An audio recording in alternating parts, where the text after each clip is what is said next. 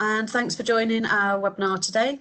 Our webinar today is the second in a series of 6, and it is on pensions, retirement, retirement return and lump sums.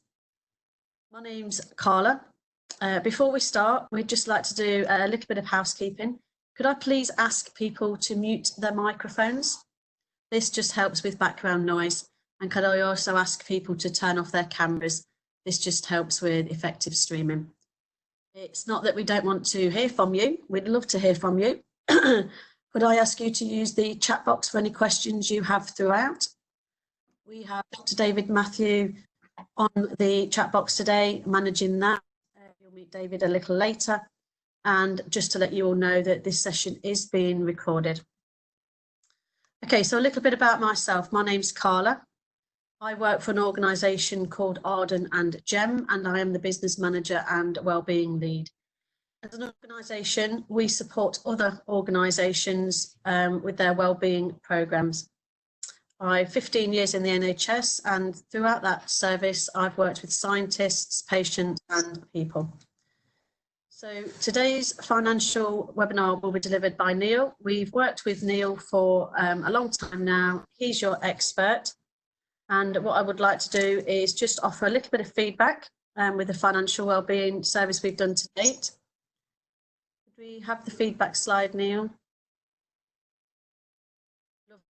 You'll see on the screen, people couldn't be more satisfied with their one-to-ones. Phone discussions are really helpful. We'll talk through this as we go through the webinar, but please be assured that this education session today, you will be supported and there will be tips throughout. So I'm going to hand you over to Neil to do the rest. Thanks, Neil. Thank you, Carla. Good afternoon, everybody. Hope you're all keeping well and safe. So, as always been alluded to by Carla, this is the second of a set of webinars that we're doing with your good selves. And this one is going to be completely focused on pensions and retirement wellbeing. What I want to get across first of all is just to explain that pensions is a wealth of information. It's a massive piece of information, and to get that all across, certainly just the NHS scope of it all, would be near on impossible in the 40-minute slot that I have. So what I've done is, over the years working with the NHS and Eulogie, we know we get the often questions, the common questions that we get asked on a very, very regular daily basis. Pre and post normal seminars and on phone calls and face-to-face meetings we have on a daily basis. So what I'm going to do is I'm going to go through those all for you and hopefully demyth a lot of the myths that are going around in the NHS. Today is purely awareness, it is education, and I want to give you enough information here today for you to start taking control of your own pension finances and finances standard as well.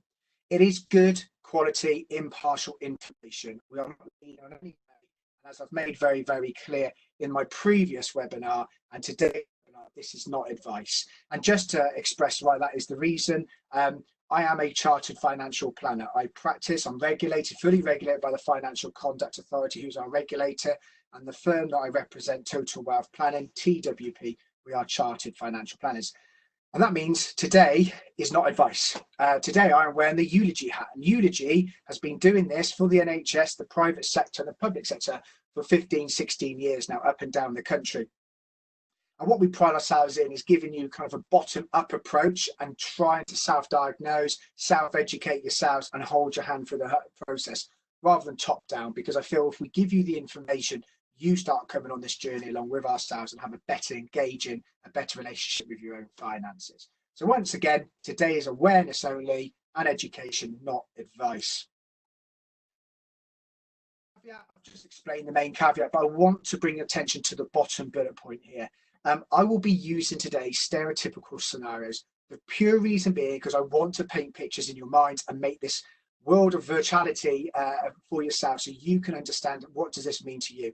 I absolutely appreciate that not everybody's going to fall in these stereotypical scenarios, and I apologise up front for that already. It's not for exclusion purposes, it's just to help everybody out have some engaging what they can do with their finances. So First thing I really want to cover, and this was brought up in the last webinar that we did on general information, is the herd mentality. The NHS is full of herd mentality, and please take that in the right way. And where we mean by this is actually you are very accustomed to taking on board what your colleagues are doing, and you feel like your colleagues are doing the right thing, and therefore you think that is the right thing, and therefore you're going to do what you think is the right thing because your colleague Brian in radiography has told you he took the large lump sum, or he took his pension early, or Janet in catering has decided actually coming out of the pension complete was the best thing she ever did. Janet and Brian may know a lot about pensions. I'm not removing that fact whatsoever. However, do they know enough about you? They don't know about you, and we come across this all the time. Do they know how much you want to spend? Do they know what type of retirement lifestyle you have? Do they know what your partner's or spouse's income is going to be? What pensions they have in? And so actually what we're trying to paint a picture here is they don't. And this is all about you. Pensions, the way pensions are built is an individual product. You don't have joint pensions, you don't have individual pensions. So therefore you've got to come into it as an individual and understand and grasp exactly what it means to yourself.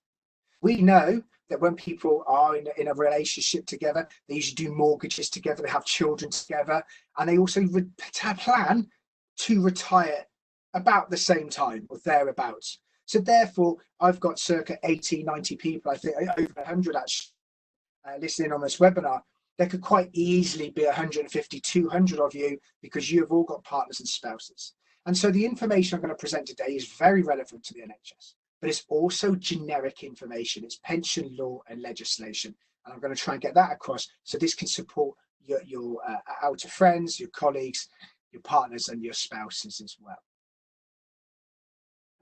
Again, this is a slide that we've duplicated from the last webinar, but this is now going to be more focused on that stage 2. Remember, this is the wealth accumulation pot. This is where we want to aspire to be. And this is where we have more money going in and going out. And what are we doing with that money? Are we spending it? Are we saving it? Are we paying more for mortgages? Are we paying more into savings? Or are we buying shinier cars, spending more at Costa or Starbucks? That's entirely up to yourself. The whole concept of today is about pensions and retirement planning. And stage 3 is wealth distribution. Another word for wealth distribution, everybody, is that's a pensioner. That's the day you want to retire and live off your retirement income, which is a pension. Your savings to give you that retirement lifestyle. And you could spend many years in stage 3. But if you want a good stage 3, everybody, you need a really good stage 2, a really planned, thought out stage 2. And the sooner you do something about it, if you realise you've got £100, £200 better off each month, do something wise with it. Put a bit into savings, put a bit into pensions. Absolutely have a nice lifestyle with it as well. But start beginning to have that compromise. So without further ado, let's just focus on the pensions and retirement planning. For an educational purpose, there are 3 types of pension, everybody. You've got the state pension, you've got the money purchase pension, defined contribution pension. Many people whose partners or come from a previous private sector life would have had AVC stakeholders. That's a defined contribution money purchase plan. Nest, which the NHS offer, usually for retire and return, which we'll touch on later on, is a defined contribution money purchase pension. And defined benefit pensions, final salary, is what the bulk of the NHS pension scheme is on, and we will touch on all bits. So the first thing we want to touch on is state pension. Let's get this one kind of wrapped up. The state pension changed massively, absolutely massively in 2016. And the reason I'm trying to really highlight this is you now need 35 years of national insurance contributions to get the full state pension. Now, I'm going to set a stereotypical scenario, but it's a very common one that we see circa 2-3 times a week at least.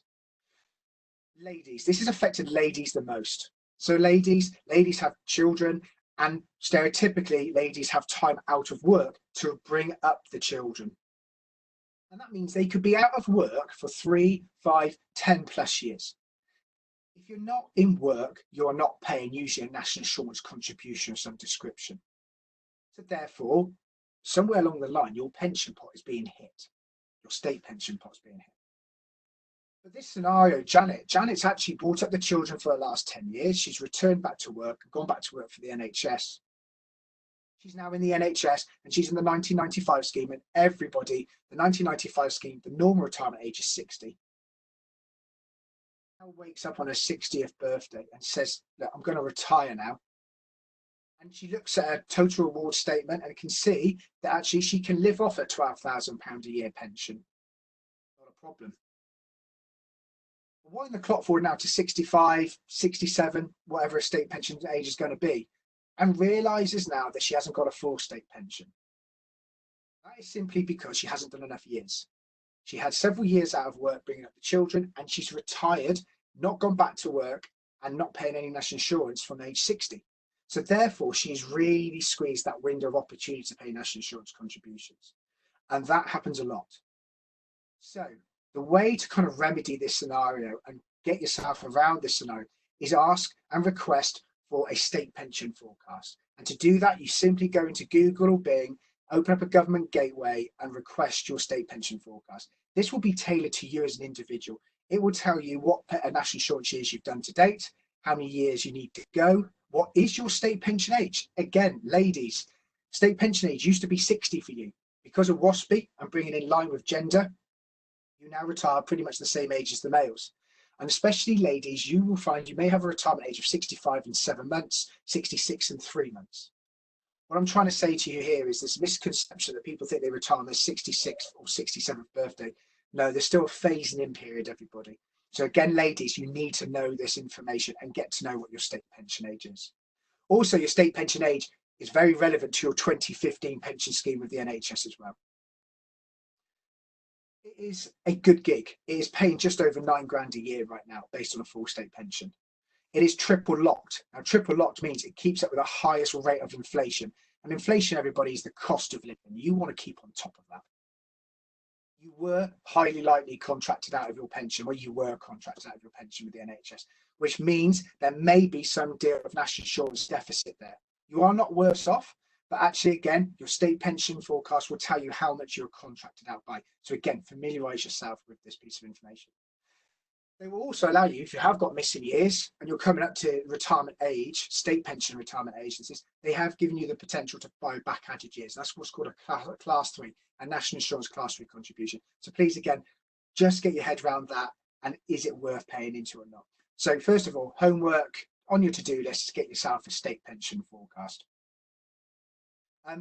You do have to request your state pension forecast, and you do have to apply for retirement. Some people have said they still get a pack through the post. We do find that few and far between. Be proactive, get the state pension forecast. When am I going to retire? 66. I would certainly be knocking on their door 65 and 8 months old, just to find out exactly what do I need to do now to get my money. So pensions, NHS pensions. There's 4 pensions. There's the 95 scheme, 2008, the 2015, and Nest, pension ultra enrollment. And people will come across that when they do what's called retire and return. The second thing on your to-do list, an action point, is get yourself that total reward statement. I've brought this up before. Total reward statement is gold dust. It will tell you what your normal retirement age is. It will tell you what pension schemes you're in. It will indicate how many years you've done. Now, on your total reward statement, you will find, again, especially ladies, we've just talked about that moment where you may have had time out with children. You may see your membership years with the NHS could be, say, 30 years.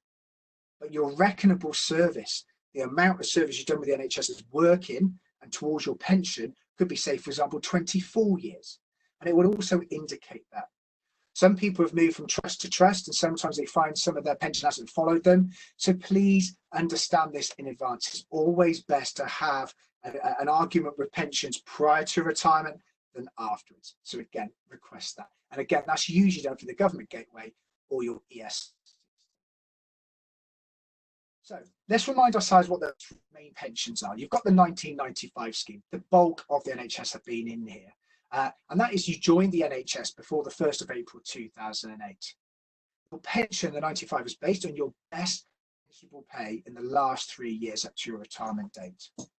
Your normal retirement age is 60, but it is age 55 if you're a special class or mental health officer status. And again, your total reward statement will clarify that. And once inflation, the cost of living, again, it's CPI, Consumer Price Index. The 2008 is when you join the NHS between the 1st of April 2008 to the 31st of March 2015.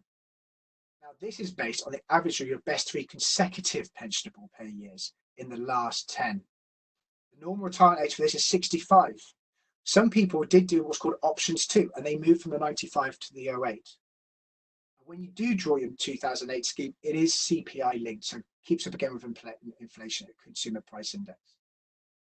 The 2015 scheme is the new kid on the block, and this is where we're finding a lot more people are going to be phased from the 95 or 08 into the 2015 scheme, or you joined the NHS anyway from the 1st of April 2015, and by standards you would just be put into the 2015 pension scheme. This is a career average revalued earnings scheme, and you cannot take your money from the scheme without a penalty until your normal state pension age. Hence why I'm asking you to get your state pension forecast so you can see how the two do marry up and dovetail. And that's the only similarity they have, is just that pension age state. These are the big questions. These are the questions we're asked on a very regular basis. When can I retire? How much money do I need to retire? I'm in more than one NHS pension scheme. How does that affect me? Retire and return, pros and cons, winding down, the large tax-free lump sum or the lower tax-free lump sum, Neil, or I have other pensions, including partners and spouses. I said right at the beginning, we've got to bring them into the fold as well. They're part of your retirement planning as well. Merge the first 2 questions together. When can I retire and how much money do I need to retire? Let's just try and make it clear. If I wake up on my 60th birthday, I know I can retire on the 95 scheme. There's a lot of reasons why I can and why I can't. And I have this relationship with the cookie jar. Just because I can eat my cookies doesn't mean I should, because we know what the repercussions could be and a lot of weight would be put on. Look, just because you can retire, it doesn't mean you should. Only we're going to be talking about throughout this afternoon's webinar. That's when you can technically retire without any penalties. Your normal retirement age for the 95 is 60 or 55 special class. The 08 is a 65, and 2015 SPA stands for state pension age. Everybody, the pivotal, the most influential mechanism of you retiring and throughout our lives, of what we can buy and what we can't buy, and the haves and the have-nots, is all down to the cornerstone of financial planning, and that is income and expenditure. To the right, I have laid out your core expenditure and the discretionary spend and retirement lifestyle. Your core expenditure is made up of those expenditures you just have very little wiggle room: mortgages, debts, food bills, utilities. Those bills actually only usually go one way, and that's upwards. Your discretionary spend, gym membership, your lifestyle, your retirement lifestyle, the meetings out, seeing the grandchildren, etc. They're the nice to haves. And again, we'll go back to this golden box scenario. If you want the nice to haves, and you want to sustain that throughout your retirement lifestyle, it's about now. It's about the planning of now. But it's also about doing your due diligence. And I would certainly recommend, and we were happy to send this out to you. I know Carla and David have access to the Word document version of this, and happy to send that to yourselves. And this is what we use as professionals day in, day out, is you need to make sure what your income is now and what your income is afterwards. And that is pre-retirement and post-retirement. And so I will come across scenarios where I had a client of mine last week who earns £40,000 a year. NHS 95 scheme pension is going to give her £10,000 a year, and she was keen in retiring. The simple maths is, I'm going to call her Janet for this scenario, is Janet, you've gone from a 40k salary down to £10,000 a year pension. There's a 75% decrease. Can you live off that? Eyes wide open, and that's what it's all about. It's awareness and eyes wide open. Neil, I can't. So actually, Janet really has options, and we'll touch about those. But actually, the main option she went with is, Neil, do you know what? I'm going to carry on working for a couple more years because I just simply can't afford to retire.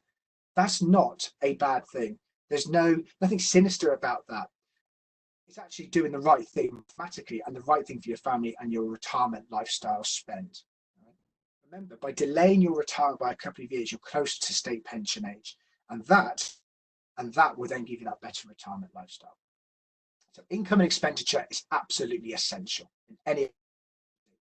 And so we call it the leaky bucket effect, and people will just think that money will stay plugged in. Your money still goes out, everybody. You know this. I know you know it personally. that you still have bills to pay, you still have lifestyle spend to go, but you only have so much money going in, only new money going in. When you retire, remember, potentially you're going to have no new money coming in unless you go back to work. And that's something we're going to touch on later on. So again, income and expenditure exercise. Do one pre-retirement, one post-retirement, or one ready for retirement, so you know exactly what you can't and can't afford. Simple as that. Now this is massive because this is going to affect a lot of people. And this is, Neil, I'm in more than one NHS pension. How does that affect me? Again, we've seen this slide already, but we have got three schemes: the 95, the 08 and the 2015 scheme. All three have different retirement ages: 60, 65 and state pension age, or 55 for special class status. So let's understand that. We've got to understand that bit first, hence why I'm asking you to get your total reward statement. This cruncher, this is what's happened, and to give you some education around what made people go from the 95 to the 2015 scheme, or what's made people go from the 08 to the 15 scheme, or why some of your colleagues haven't moved at all. Why they just stayed in the 1995 scheme or the 08? Why haven't they been affected? And it was all down to your age, which there's no wiggle room on, unfortunately. So I'm going to set an example, and I've highlighted the bits that are really important to you here in red. I wake up as a person on the 1st of April 2012, and I am aged 51. I'm in the 1995 scheme, and I know my normal retirement age in the 1995 scheme is age 60. The rule is, on the 1st of April 2012, if you were within 10 years of your normal retirement age. So on the 1st of April 2012, as waking up as a 51-year-old person, I am only 9 years away from my normal retirement age. That means I stay where I am and carry on working. Restrictions, which is affecting a hell of a lot of people, is on the 1st of April 2012, I wake up as a 49-year-old person. And what that means is actually I'm 11 years away from my normal retirement age, because I'm in the 95 scheme and my normal retirement age is 60. And therefore, I'm 11 years away, not 10. I'm not within that 10-year bracket. Now, if I was 48 or 40, it applies. That's basically telling me and telling all of you that you will be phased in to that 2015 scheme pension. And the 2015 scheme pension, everybody, the phasing in, as I've put to the bottom part in the red, is still going on. The phasing in process started in 2015 and will conclude on the 31st of March 2022. So there is still many, many years of this phased in process still to go ahead. There are people here today who know this, fantastic. If you have never seen this before and unaware and think it's affected you, I'll be certainly asking you to speak to NHS Pensions directly to get your relevant forecasts, and I'll give you those details later on today. So, I've been phased over to the 2015 scheme. I know I've got money in the 95 scheme, but I've been now told the 2015 scheme. And this is what's going to cause some headaches here, because actually what's happening here, I wake up on my 60th birthday, I know I can access my 95 scheme with no penalties, as I've highlighted and read there for you. But I've got money in the 2015 scheme, and I know I can't touch that till I'm 67 because my 2015 scheme is in line with my state pension age as well. If I decide to take money from there, I will be hit by a 31% penalty. So you've really got to now work out what is the best option for you financially. What are your options? What I've done is I've laid out a number of options for you. I'm not saying this is exhaustive, and I've done it from 1 to 5, and this is no mathematical order you should approach. It is entirely up to yourselves, remember. This is about you.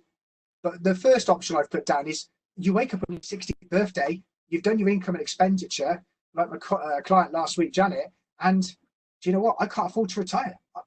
I just continue working. Or I do a bit of winding down. So I'll go part-time, and I'll be touching on that factor later on today for you. But what it means is simply I'm no longer paying into the 95 or 08 scheme. That's been deferred. I am actively paying into the 2015 scheme. But even with that, I just can't afford to retire. So I just carry on working. The second option is you retire. I retire. I take my 1995 scheme pensions, and I just don't take my 08 or 15 scheme because I know there's going to be a financial penalty. So I retire. I know I can live off that pension scheme alone. I don't touch the 08 or the 15 scheme until the normal retirement age of 65 or state pension age. There's going to be many of you here thinking about a thing called retire and return. So some people will retire. They will take their 1995 scheme pension, but they'll return to work and make up that difference by returning to work, but won't take their 2015 scheme benefit until the state pension age. You can take all your pensions if you wish to, but as I've alluded to already, there will be percentage penalty hits. You convert that into pounds, that can add up to a lot of money. So there will be percentage penalty. Go in with your eyes wide open. I would certainly probably advise you actually do speak to a professional before you do that as well. Persons, and unfortunately this does come across now and then actually, where, Neil, I don't understand it. Okay, so what have you done? I just came out of it. No education, no professional advice, haven't sort the right thing, what to do. I've just come out of the NHS pension, kind of ran away from it, buried my head in the sand, what you call it, entirely up to yourself. Very, very rare do we suggest people come out of the NHS pension. With all that's gone on in the media, etc., about NHS pension, the NHS pension is a fantastic thing. And so therefore, it's very rare to advise anybody to come out of that at all. So if you have done, please seek financial advice to make sure it's the right thing to go back into. And if you are thinking about it, again, please speak to a professional just so they can talk you through, look, these are the pros and the cons. If you are planning to retire to return, this is the bottom bullet point. If you retire from the 95 scheme and you return to work for the NHS, you are not allowed to pay into that 2015 scheme pension. There's a bit of a myth that you can do that. You can't. Right, as simple as that. When you retire from the 95 scheme, you are actually retiring. You have to walk out the door typically. So we're going to talk retire and return, which is the theme that we're on at this present time. Retire and return it's part of the NHS flexible retirement theme, which is fab because they're trying to keep people within the NHS. There's a lot of intelligence, a lot of knowledge and experience that needs to be passed on and used on a daily basis. And what the scenario we're in right now with COVID is more apparent than ever. But retire and return had a lot more weight into it several years ago and beyond. Because again, I'm using stereotypical scenarios, but ladies, this has affected the ladies the most. Ladies, you wake up on your 60th birthday, you can draw from your 1995 scheme, no penalty. But remember, ladies, you could also then take your state pension age at age 60 as well. So you suddenly had your NHS pension, state pension, and then do you know what? You thought, I quite miss my colleagues. I wouldn't mind doing a couple of days a week. I don't do 5, but I'm quite happy to do 2 days a week. I like the camaraderie. I'm going to return to work. So you've now got an NHS pension income, a state pension income, and an NHS working income. A lot of the ladies I spoke to then, it was the best financial position they ever had. The children have gone off, they've done their thing, and no mortgage, and you're just saving it in life. But again, a spanner hits the works, and we all know now, ladies, the state pension age increased in line with gender equality. So there's now pros and cons you've really got to think of.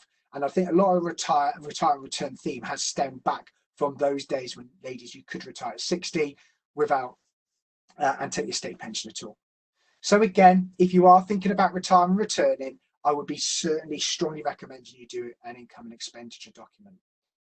When we were asked this question, Neil, I'm going to retire. Brilliant, well done, Janet, thank you very much. What are you going to do? I'm going to return back to work. The question we go back with is, but if you're retiring, well, I'm returning, Neil, because I need the money, because my pension's not good enough.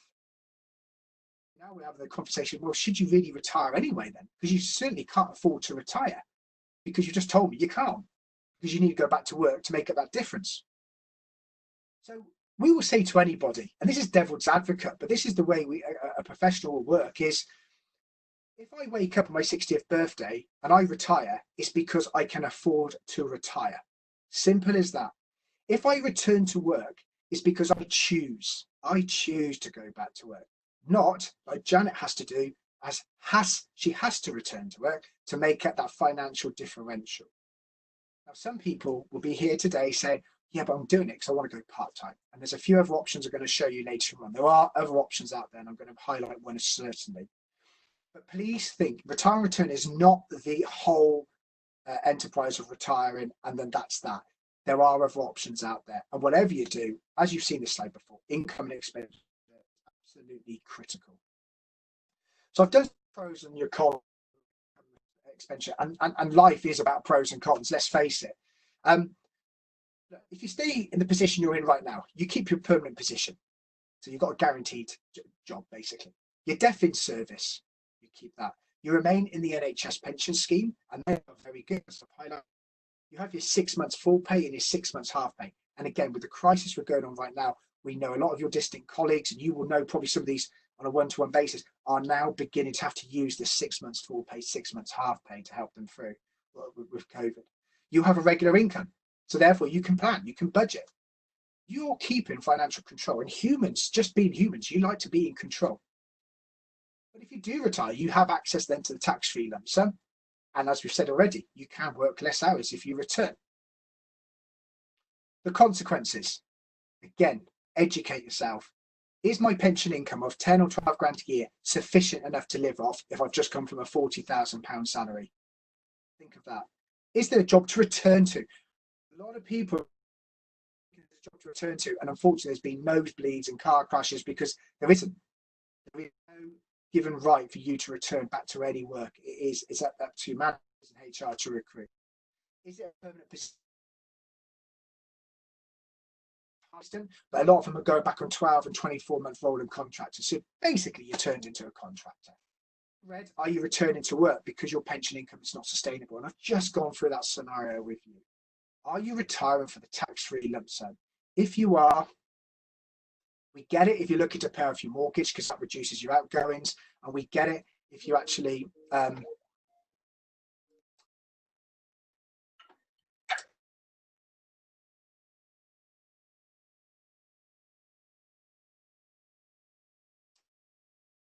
regarding your sick pay benefit, if you are returning back to work, your sick pay benefit will not potentially be that good.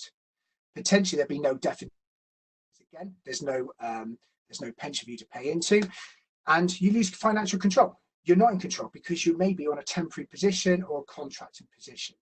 So as I've alluded to already, go back to the tax-free lump sum. We get it if people are looking to pay off mortgages because it reduces their outgoings, paying and potentially pay off university costs. But again, don't let the tax tail wag the dog. So the next screen is, look, if you do retire, you do have to have a gap in service. You are technically retiring. You have to walk out that door. And some organisations do want you to have a break in service. That's common, up to 24 hours or for more than calendar month. That does change from trust to trust. So please just concern with your NHS managers or your HR departments what that period of time out of work is, so you can actually know what your position of going back. Special classes, there is a thing called the abatement rule, which in essence means if you retire between the age of 55 to 60, then return back to work, you can't go back and earn more money than what you've done historically. All right, and we can touch on that with some questions at the end if you wish to, and we do provide an aftercare service, which we're a free aftercare service, which we're more than happy to allude to later.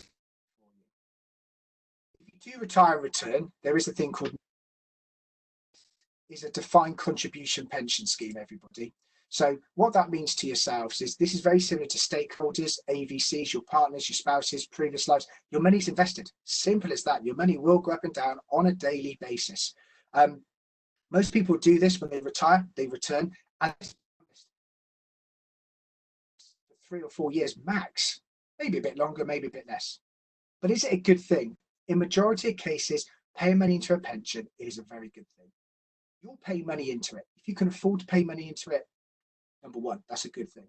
2, NHS pay money into it as well. That's free money. Also, HMRC give you tax relief on the contributions. There's more free money there. And in anybody's book, free money is not a bad thing. So this is automatically enrolled. You have the right to opt out, but you will automatically be enrolled into Nest. Majority of people just see it's more like a cheeky little savings plan, really. You have the flexibility of taking out when you wish to, and the rules of withdrawing money from it are completely different to the 95 year pension scheme. So winding down, this is a factor that's not thoroughly understood, or something that's completely bypassed because retire and return is the heavyweight. Winding down has always been there. It's actually another word for it, it's part-time work. So if anybody here is listening today is part-time, theoretically, in the maths of it, you are winding down. So what is it? First of all, let's just remind ourselves what your NHS pension is made up of. It's made up of 3 core factors. Number 1, your pensionable service. Now, this is your years, your months, and your days that you have worked for the NHS. As I said right at the beginning, when you get your total reward statement, it will tell you your calendar years, your like overall NHS, but then your reckonable membership. And your reckonable membership is what actually you have done towards your pension. Pensionable pay to 37.5 hours a week. Anything above that is overtime, and okay, you're better off in your back pocket, but it does not go towards your pension. And thirdly, it's your accrual rate. An accrual rate is for the 95 an 80th, for the 08 it's a 60th, and for the 15 it's a 54th.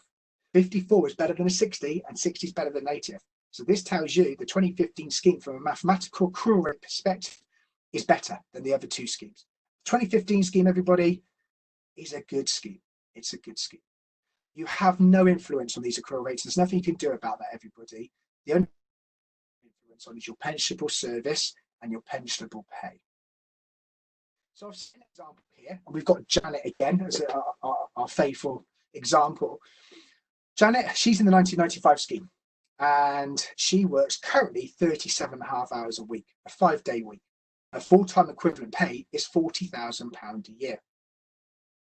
Now remind ourselves, the 95 scheme is based on your best pensionable pay in the last 3 years, your best full-time equivalent pay in the last 3 years up to retirement. But Janet's had enough. She wants to go part-time. She wants to talk about retirement return, but she's decided to go to wind down. And so what she has done is gone part-time, and she's now doing a 50% hour week. So she's doing 2 hours a week, and she's doing half 37.5 hours, circa 18 3/4 hour a week. Her now income is now £20,000 a year, not 40. She's now taking home £20,000 a year. Now the common belief, everybody, is actually Janet's full-time equivalent pay now will be £20,000. And people don't do this because they actually generally think it affects their pension. They've gone from a 40 to a 20 grand salary. That's wrong. It's false, everybody. It is still based on your full-time equivalent pay. So even though Janet is taking home 20,000, her full-time equivalent is 40,000. And your total reward statement also clarifies that for you. Okay. So if she decides to wind down, her pension won't be based on 20, it will be based on 40,000. Where it will affect is actually more on the membership years, months and days.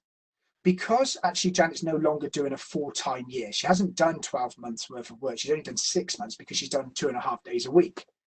Her pension won't increase by a 12-month period, it will only increase by 6 months. Hence, again, the other example I used about certain ladies where you're part-time, you're doing your 2.5 day weeks because you're bringing up children. And this is why you're finding your calendar membership of your pension is, say, 30 years, but your reckonable service is, say, 22, 23 years because you've been part-time in that period of time. So when you read your, as the bottom bullet point really alludes to, your total reward statement is based on your calendar length of membership years. Your reckonable membership is the one that's actually relevant to your pension, everybody. So the positives of winding down, you remain employed, you're in a permanent position. You can potentially increase your working hours at a later time. So you know what, actually I want to do 3 or 4 days a week instead. You continue to pay into that NHS pension, which makes your pension benefits accrue better and better every year. You keep your death and service benefits. You keep your sick pay benefits, 6 months full pay, 6 months half pay. You're in control. And as I've said, humans, just by our being, we like being in control. You continue to receive a steady income. You've got the control of your income flow, your outcomes, just expenditure.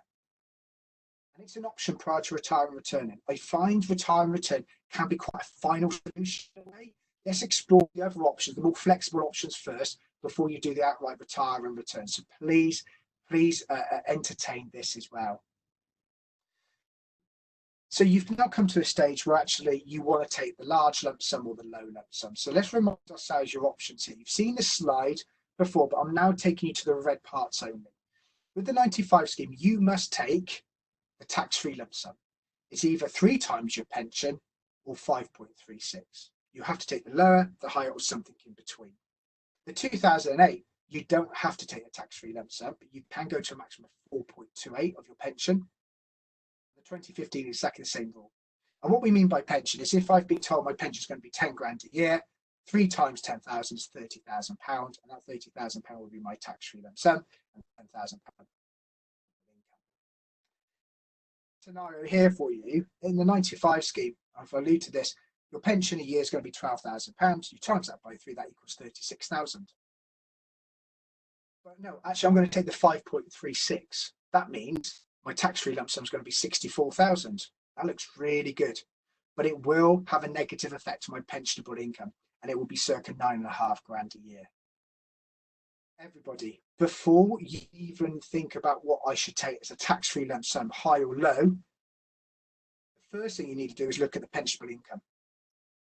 If I know, and I do my income and expenditure, and I know that I need £12,000 a year to live off, I don't think I've really got much wiggle room. I think I must go for the £12,000 a year income, because that gives me peace of mind, gives me a guaranteed income. That income's inflationary, that keeps up the pace of inflation as well. I don't think I can entertain that larger lump sum, although that looked lovely in my bank account. I've got a 2.5 grand deficit between 12,000 and 9,500. It's 2.5 grand deficit. But then I get told, Neil, I'm going to invest that 64,000. I'm going to give it to you. I'm going to get you to invest an income from it, and you can get me the income from that. Surely you can get me 2.5 grand a year from 64,000. Look, let's make it very, very clear. Your money will be invested. Your money will go up and down in value. And I've got to then promise you, I'll get you 2.5 grand inflationary linked for the rest of your life. Any good advisor will say, if you want an income and a guaranteed income, look at the first option at the top there, the £12,000 option potentially, okay? Just again, do your due diligence, do the income and expenditure first. What do you need to live off? That would be the driver. And exactly the same scenario for the 08 scheme. So again, income and expenditure, I've just touched on that. I think you're beginning to get the theme here. Absolutely a vital piece of information that is for yourselves. And then finally, thanks very much, Neil. I've got all these NHS pensions.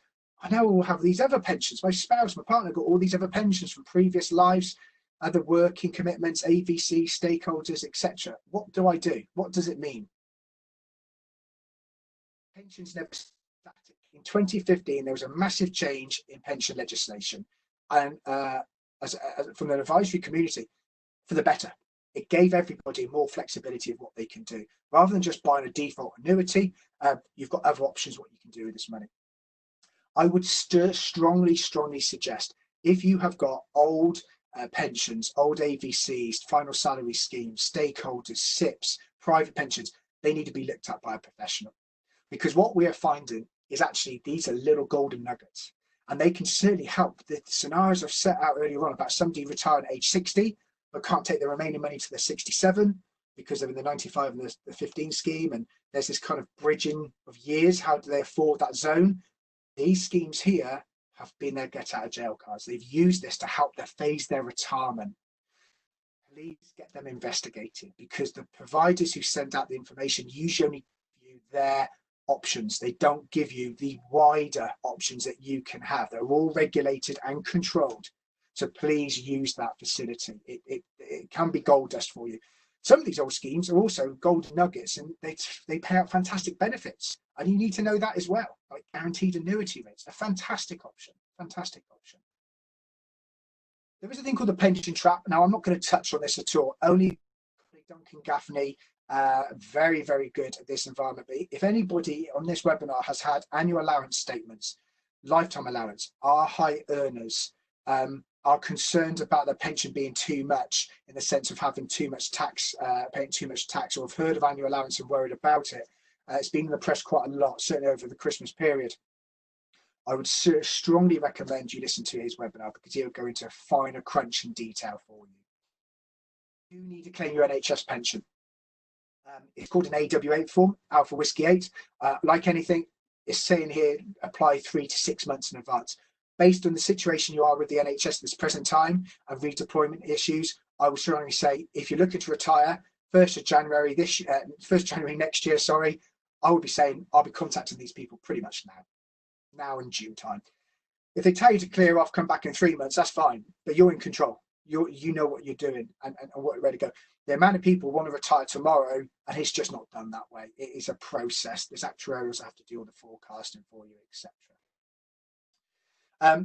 NHS pensions, these are a fantastic bunch of people. We speak to them on a regular basis. I tip my hat off to them, wealth of knowledge. And so if you've got any information you need to know a bit more about your NHS pension specifically, like what is my retirement age? I've been moved over to the 2015. What does that mean? When will I be moved over? I've got missing years. Speak to these people. They're certainly there to help you. They really are a great bunch of people. So look, I've covered a wealth of information today. I've been doing this for over 20 years, and it's impossible to get that kind of experience across in the last 40 minutes. I've cleared up the main questions that we have. But what I would say, this is about you as an individual. It's about you and your team. And what I mean by your team, I mean by your family, your spouse, your partners. And if you want that retirement lifestyle, the sooner you start, the better. That golden box scenario, the one I opened up the slides with, is crucial. Know your total reward statement. Do your income and expenditure. That's that. I think you can see that preparation. Preparation's key. Understand what pensions you're in. When do you want to retire? Can I afford to retire? Speak to somebody if you need to, and we're more than happy to help you there as well. Because what we will provide for you is an aftercare service. We have always done this for everybody within the NHS free of charge for over 15 years. And after a seminar, some of you may have come across Eulogie before and attended one of those seminars we did back in the olden days when we used to see each other face to face in a room. Will come to us at the end and ask us questions, or fill in a feedback form and ask us to make contact with them at a later date. This is exactly the same principle. So if you've got any questions post this webinar, please send us an email, info@Eulogie. Just put your name, a brief indication you want to discuss, i.e. pensions, investments, etc., wills. Please please type code C2.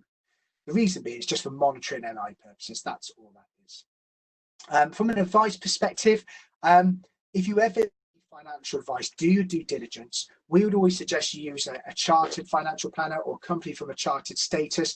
It simply means you've got the highest level of planning advice going around.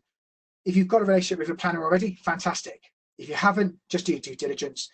For example, if somebody came to us today and wanted to do something to manage expectations, it could take 2-3 months to complete that work. If somebody's saying they could do it in 48 hours, smell a rat, run away.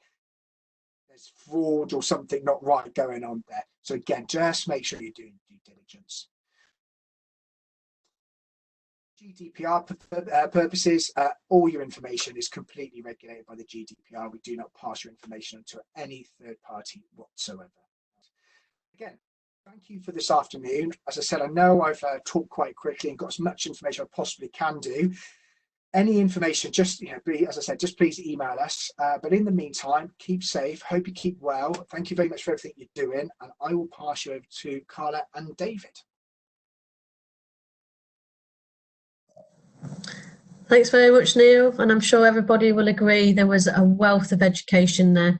So we're going to take questions. We're going to pass you to David. I can see that there are many questions in the chat box. Thank you, David. Yes, we have some questions. I'll just rattle them at you if that's okay. Yeah, sure. Yeah, fire away. Okay, could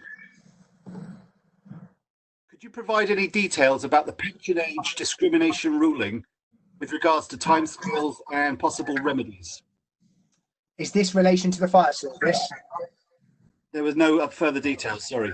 Okay, so okay, just to this is again common question, but obviously the fire service they won a battle in court regarding people being moved in, typically like your 95 scheme into the 2015 scheme.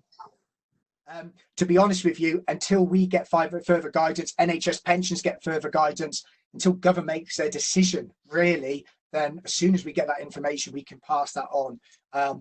Until then, there is very little anybody can do or advise upon, because we're kind of pretty much like the question there, why that individual's asked it. It's very muddy is the best word, and unfortunately, I can't give you a direct answer because we are out of the loop. We all are NHS pensions ourselves as professionals. It's just the fire service. It would have, though, let's manage expectations here. That could have a knock-on effect with obviously the NHS, the funding, national insurance contributions, how that would increase. It would affect the MOD, teachers, civil servants, etc. So the ramifications across the board for the whole public sector is going to be very, very expensive. But until we know what's going to go on, I can't answer that. I can't, unfortunately. Thank you, Neil. Do national insurance payments continue when you take out an NHS pension if you don't have 35 years contributions? Let me just read that right. It's if you work for the NHS, do you pay national insurance contributions? Yeah, I think I'd read it that way. Do the payments continue when you take out an NHS pension if you don't have 35 years worth of contributions? Sure. Okay. So I'll kind of I'll answer it in a round whole way, just in case I've missed something here. Okay. Number one, you only pay national insurance contributions on working income. So if I retire, I've just done that today. If I retire from the NHS age 60 and get my NHS pension income, I don't pay national insurance on pension income. But if I return to the NHS, I will be working for the NHS. And because it's below my state pension age, let's just say my state pension age is 67 and I'm 60 and I go to work for the NHS, I will pay national insurance contributions into that. But then let's overwrap this again. Let's kind of put some icing on this. Let's just say I've retired at 60 from the NHS and I've done 35 years. And if I go back to work, Neil, I would have done 36, 37 years worth of national insurance contributions. I'm afraid that, yes, that's correct. If you go back to work and you're below state pension age, you're highly likely going to be paying national insurance contributions. You only stop paying national insurance contributions on working income when you attain the state pension age, everybody. Sorry to say that. So some people will overpay. There's no doubt about that. There's no doubt about it. But good question. Thank you, Neil. This next one made me smile, and it might make others smile. I am 42 and have never given any thought to my pension. Is it too late to start? No. Perfect time to start. I'm of a similar age, and I think it goes really quickly before you, and you do wake up thinking, pensions, how do you spell that again? No. Look, I would rather speak to a 42-year-old about planning than somebody who's 2 days away from their 60th birthday. Because if that 42-year-old or anybody that they want to plan, let's do it now. Let's look at planning, because you've given yourself a massive margin of where you can do things, readiness for it. If I was given £1, and my colleagues will echo this, if we were given £1 for every person who's asked us, Neil, I need more money on their 59th birthday and they want to retire at 60, we can't magic money up. But a 42-year-old, 43, 55, you still got time to work with that. If you've gone past those ages, then yeah, absolutely, you're going to have to start looking at other methods, hence why you may have to carry on working. But no, definitely not. 42 is absolutely perfect. Thank you. If you retire at 60 on the 1995 pension, but are also in the 2015 scheme, is your 2015 scheme frozen with no penalties if you defer it to your state retirement payment age? Yeah, just give me a second. I'm just going to bring that slide up for everybody, actually. Yeah. This is something you touched on before. Yeah, and it's fine, because again, when we're in a seminar live, we can start really focus on these questions. So they're really good questions, everybody. So let's just say Janet just asked that question.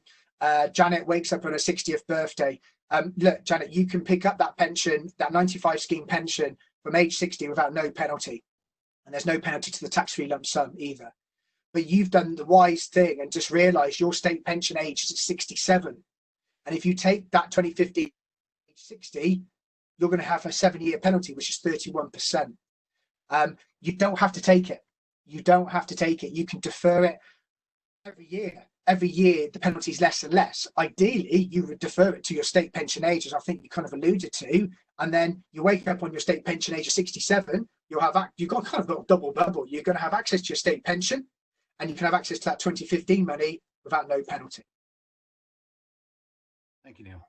Some of these other questions are sort of related, but colleagues have asked them for good reasons. So even if they are in similar areas, I hope you won't mind, Neil. Of course, no problem. No problem. Next one is related. I have 2 previous pensions that I want to transfer over to the NHS pension. Is that possible? Right. Yay and nay. Sorry for the political response. You can only transfer outside pensions in the first 12 months of employment. So that kind of usually blows everybody out because they've been working for like the NHS longer. However, I did allude that some people have private pensions, and they can kind of be used as get out of jail cards. They can help with this phasing in process. So if you have these two other pensions from previous lives or personals, I would say get them looked at first, because the advantages are, but if you've got private pensions, a typical defined contribution pension like a stakeholder or an AVC, you can take that money at age 60, 63, 55, 57 without no penalties potentially. So therefore what you've done is you've actually brought yourself some sort of flexibility, and it can help. If we just go back to the question we just had, say from that imaginable Janet person, if Janet retired at 60 but can't take a 2015 scheme until 67, had some personal pensions behind the scenes, that could actually help bridge that financial income gap. So 100% I would say they need to be looked at before you do anything like that. But the facts are, yes, you can put money into the NHS pension, but it's usually in the first 12 months of employment, which usually is gone beyond. I would get them looked at because there are so much flexibility. And when I talk about flexibility, I'm also talking about legacy flexibility. So actually it can be passed through to your beneficiaries tax-free throughout, while actually your NHS pension's quite rigid when it comes to legacy benefits. So you do need to grasp the pros and the cons of everything. You don't distinguish that. Thank you. Who do you contact if you want to take the NHS pension at 60 but aren't working for the NHS at that time? Go directly, and I know Carla and your good self will be sending out the slides anyway. NHS pensions, and I put the slides up here, so if you need to take a picture of that or things. So let's just say you leave at 50, you go and work for B&Q, you wake up when you're 60. If you haven't worked for NHS for 10 years, but you know you've got an NHS pension you can access at 60, I would say you apply at 59 and a half. As I talked about, a 6-month leeway, ask for it. We can go from there. But again, there's no penalties to take it beyond the normal retirement age. That's not a problem. Thank you.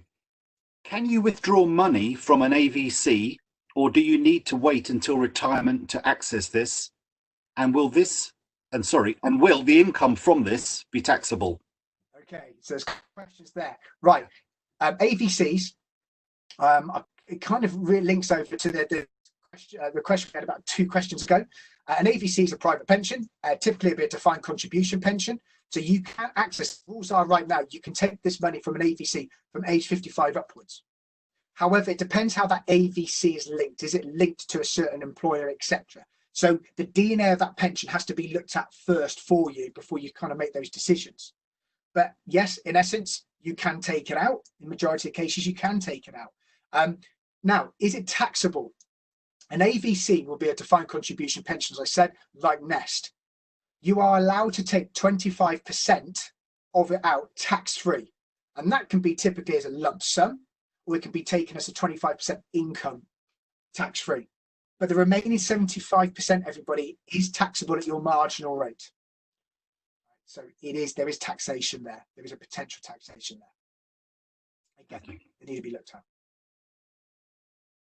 Thank you. I'm going to jump one and come back, because this one relates to one you answered a question or two ago. Neil, does the 12-month limit for pension transfer into the NHS pension apply in this current climate? Now, there's a reason why this colleague has asked, but I think the question stands by itself. Current climate meaning where, generally speaking, a lot of things are currently on hold. Yeah, look, I can't, I'll be absolutely honest with you there. That would be something I would strongly suggest contact NHS Pensions Directly. I've just put the slide back up on the screen. You're looking, obviously, I presume, before retirement. Give them a call. Give them a call this afternoon. Great bunch, and they can put that to bed for you. So definitely, so I can't answer that question head on that one, unfortunately. Fair enough. I think we've got just time for one more question before we close. Fine, thank you. Final question, Neil. For the state pension, do you need to work 35 years full-time? Also, is there a minimum number of years you need to pay into the NHS pension? Two last questions, really.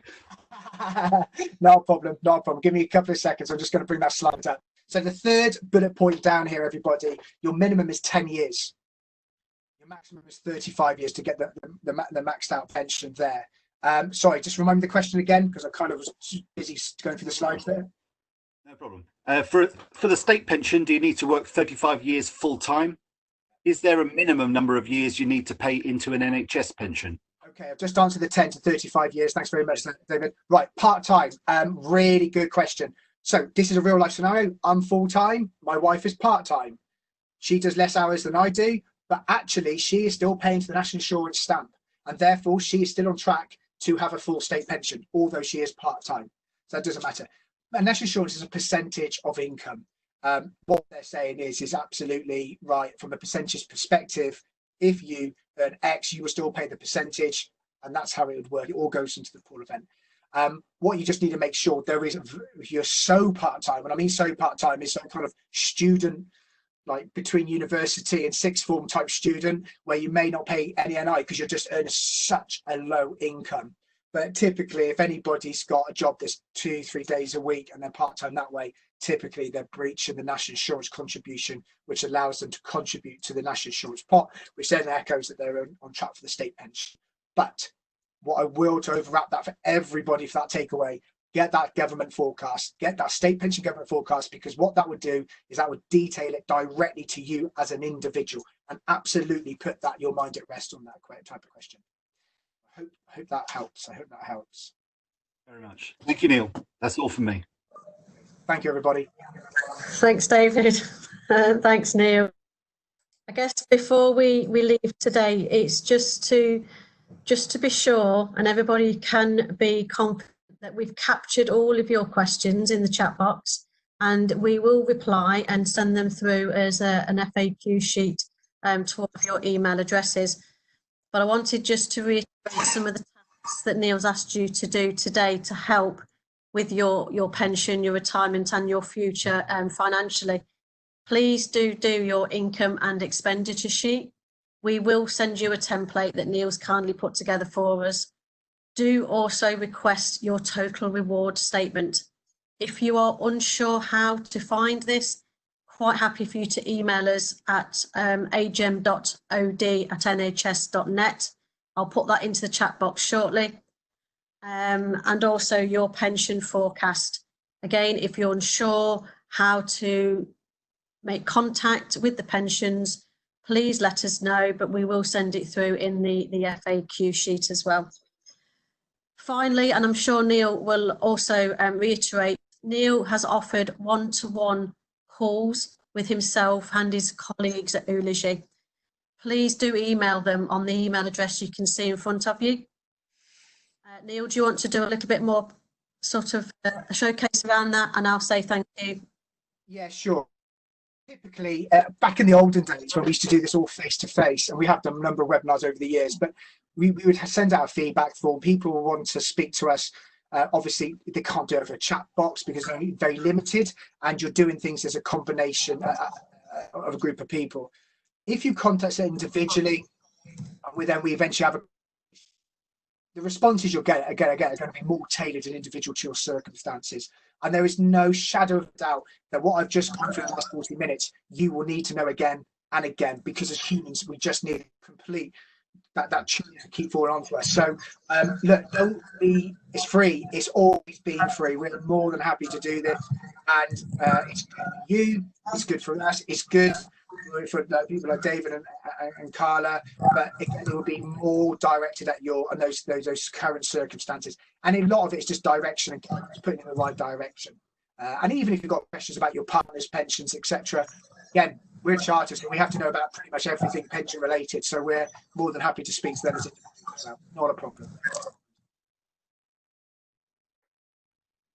Lovely. In that case, I'll say thank you, David. Thank you, Neil. Thank you for everybody for joining your Wellbeing Wednesday lunch. If you'd like to join us next week, we are talking and discussing through wills, power of attorneys, death benefit forms, and all those things in terms of what you need to know in a current climate of death, wills, testaments, etc. You've all got the links, but we'll resend them through. Thank you for joining us today. Okay, bye-bye. Thank you very much.